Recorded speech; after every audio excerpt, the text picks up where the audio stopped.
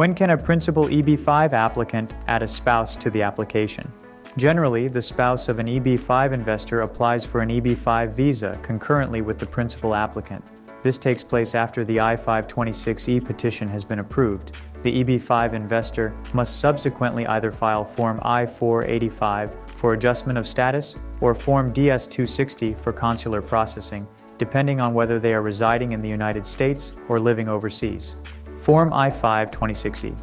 During the initial stages of the EB-5 process, when the primary applicant is filing Form I-526E, they must name their spouse and dependent children as derivative beneficiaries.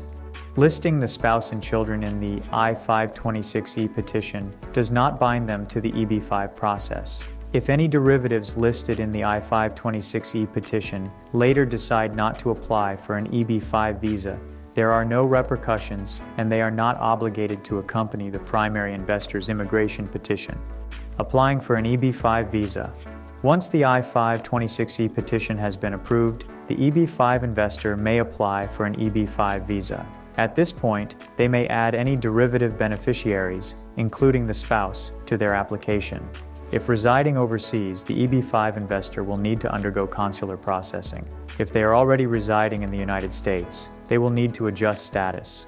Certain investors already living in the United States under specified non-resident visas, including the H-1B, E-2, and F-1, may be eligible for concurrent filing of Forms I-526E and I-485.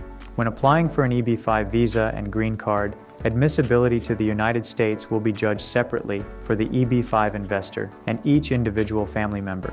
At this stage, it is important for EB-5 investors to claim all derivatives who wish to immigrate, because once the process has progressed to removal of conditions, it will be very difficult to add any more derivatives.